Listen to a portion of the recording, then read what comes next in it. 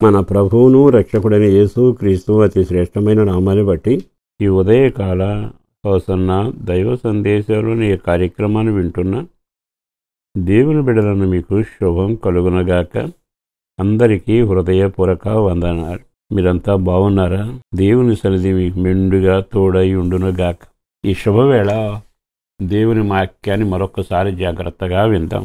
ఒక దైవజనుడు, ఒక బాధలలో ఉన్న వ్యక్తి, ఒక నరాలడుతున్న నరుడు కోరుకుంటున్న కోరికను, తన బాధను మీతో పంచుకోవాలని ఆశపడతాడు. బాధ ఏమిటంటే, అయ్యా సమస్యలన్నీ నా చుట్టూ ఉంటున్నాయి అని అవి తొలగించు ప్రభువా అని అనకుండా వాటిలో నుంచి నన్ను దాచి కాపాడవా అంటూ కోరుకుంటున్నాడు.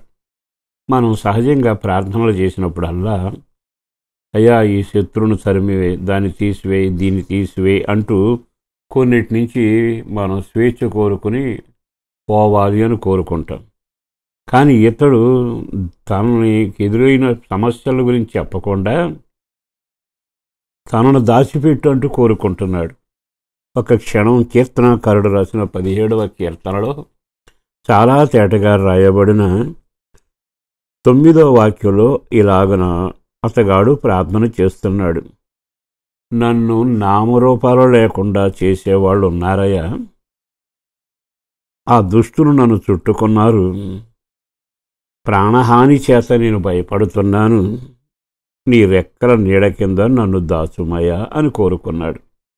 ఎంత చక్కగా ఉందండి. వాళ్ళని తొలగించు, వీళ్ళని తొలగించు, నాశనం చేయి అంటల్లా నన్ను దాచిపెట్టయ్యా. ఒక జ్ఞానం కలిగిన వాని ప్రార్థన అది. మనం చాలాసార్లు కృపలో ఎదిగాక, ప్రార్థనలో ఎదుగుతున్న తర్వాత మనం చేయగలిగిన ప్రార్థన ఏమై ఉండాలో తెలుసా?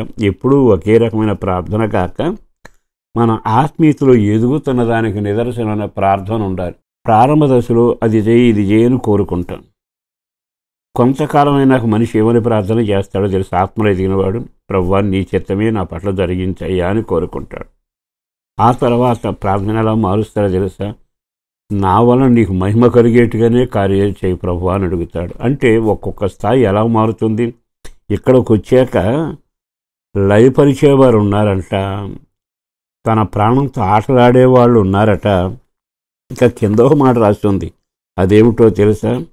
మా అడుగుజాడలను గుర్తుపట్టి వారు ఇప్పుడు మమ్మును చుట్టుకొని ఉన్నారు.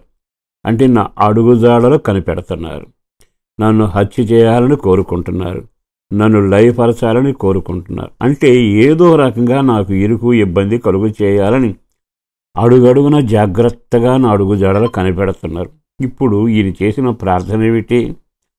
ఒక్క క్షణం ఆగి ఆలకిస్తే వాళ్ళ నుంచి వాళ్ళ తరిమే అనకుండా నన్ను నీవు దాచిపెట్టవా. ఈ ఒక్క మాట చెప్పడానికి ఇష్టపడుతున్నాను. నీ జీవితంలో ప్రార్థన వైఖరి మారునుగాక. ఏమిటది? నన్ను నీవు దాచిపెట్టయ్యా. దేవుడే గాని నిన్ను దాచిపెట్టాడు అనుకో. దేవుని చేతిలో, దేవుని నీడలో ఉంటావుగా. నీ అడుగుజాడలు బయటికి కనబడవుగా. వాడు నీ అడుగుజాడలు గుర్తుపట్టరుగా. ఎంత తెలివిగాను, ఎంత భక్తిగాను, ఎంత అవసరమైన ప్రార్థన చేశాడండి. నేను నడిచెడతానయ్యా, దయచేసి నన్ను కాపాడి వాళ్ళని లేకుండా చేయి అనకుండా మా అడుగుజాడలను వాళ్ళు గుర్తుపడుతున్నారు.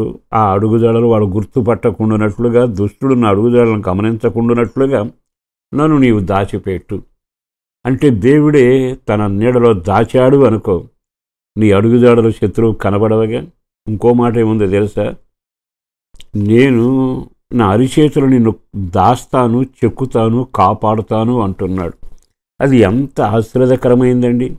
అంటే మన వ్యక్తిగత జీవితంలో ఎప్పుడు గుర్తుంచుకోవాల్సింది ఒక్కటే, దేవుడు గాని కోట అయి ఉండి దేవుడే చేతినడలో దాస్తే, దేవుడే అగ్ని ప్రాకారం అయి ఉంటే, దేవుడే కాపుదలగా ఉంటే నీ అడుగుజాడలు వాడు గుర్తుపట్టాడు.